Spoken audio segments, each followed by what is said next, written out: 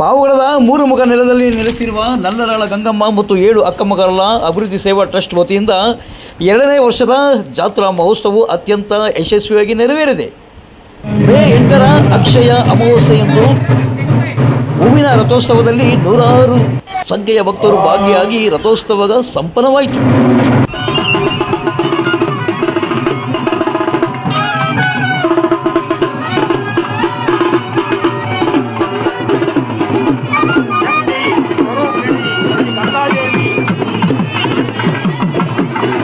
ಕೆಲವೇ ನಿಮಿಷಗಳಲ್ಲಿ ಹೂವಿನ ರಥೋತ್ಸವದಲ್ಲಿ ಆಸೀನರಾಗುತ್ತಿದ್ದು ಎಲ್ಲ ಭಕ್ತಾದಿಗಳು ದರ್ಶನವನ್ನು ಪಡೆದುಕೊಳ್ಳಬೇಕಾಗಿದ್ದಲ್ಲಿ ದೇವಸ್ಥಾನದ ಮುಂಭಾಗದಿಂದ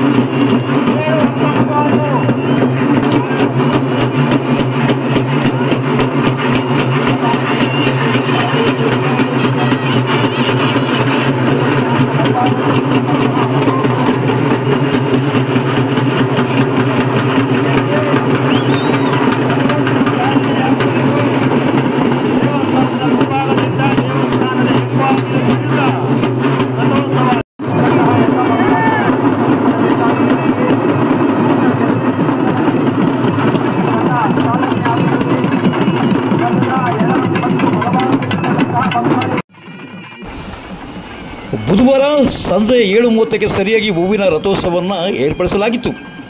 ಇನ್ನು ಈ ಒಂದು ಕಾರ್ಯಕ್ರಮಕ್ಕೆ ಪುರಸಭಾ ಸದಸ್ಯರಂತ ಕಲ್ಪವೃಕ್ಷ ರವಿಯವರು ಮತ್ತು NR ಇಟ್ಕೆ ಫ್ಯಾಕ್ಟರಿಯ ನಾಗಭೂಷಣ ರೆಡ್ಡಿಯವರು ಅನ್ನ ಸಂತರ್ಪಣೆಗೆ ಬೆಳಗ್ಗೆ ಹೊತ್ತು ಮತ್ತು ರಾತ್ರಿ ಶ್ರೀಮತಿ ಸಾಕಮ್ಮ ಮತ್ತು late Shri pump house Narayanappa ಇವರ ಮಕ್ಕಳು ಅನ್ನ ಸಂತರ್ಪಣೆಯನ್ನು ಏರ್ಪಡಿಸಿದ್ದರು.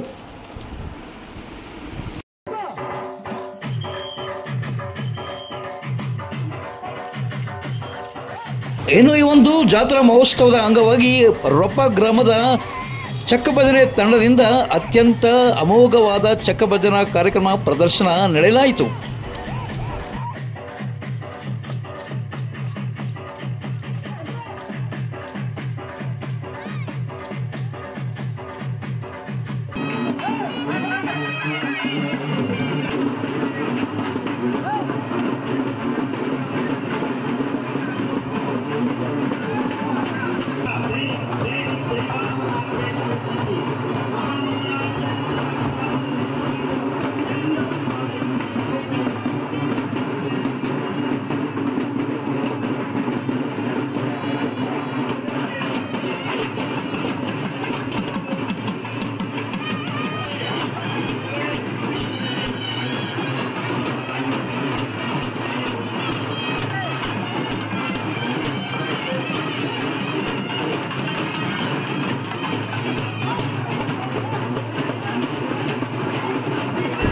ಇನ್ನು ದೇವಸ್ಥಾನದ ಪ್ರಧಾನ ಅರ್ಚಕರಾದ ವೇದ ಬ್ರಹ್ಮ ರಾಜೇಸ್ವಾಮಿ, ಪುರುಷೋತ್ತಮ ಸ್ವಾಮಿ ಮತ್ತು ಹನುಮೇಶ್ ಸ್ವಾಮಿಯವರು ಈ ಒಂದು ಎಲ್ಲ ಪೂಜಾ ಕೈಂಕರ್ಯಗಳನ್ನು ಅತ್ಯಂತ ಯಶಸ್ವಿಯಾಗಿ ನೆರವೇರಿಸಿಕೊಟ್ಟಿದ್ದಾರೆ.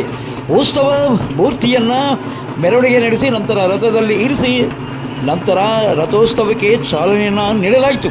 ಈ ವೇಳೆ ನೆರೆದಿದ್ದ 106 ಭಕ್ತರು ಚಪ್ಪಾಳೆ ತಟ್ಟಿ ಅಶೋದ್ಧಾರಕ ನಡುವೆ ಈ ಒಂದು ರಥೋತ್ಸವದ ಸಂಭ್ರಮ ಮುಗಿಲು ಮುಟ್ಟಿದೆ.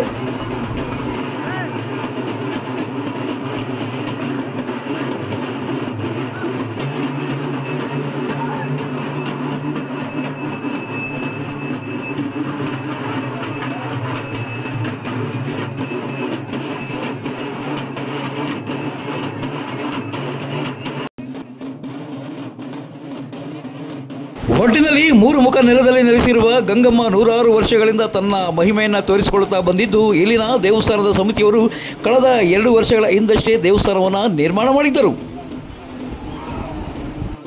ದೇವಸ್ಥಾನ ನಿರ್ಮಾಣವಾದ 2 ವರ್ಷಗಳಲ್ಲಿ 106 ಭಕ್ತರನ್ನು ತನ್ನ ಕಡೆ ಸೆಳೆಯುತ್ತಿರುವ ಗಂಗಮ್ಮ ದೇವಿ ತನ್ನ ಮಹಿಮೆಯನ್ನು ತೋರಿಸುತ್ತಿದೆ.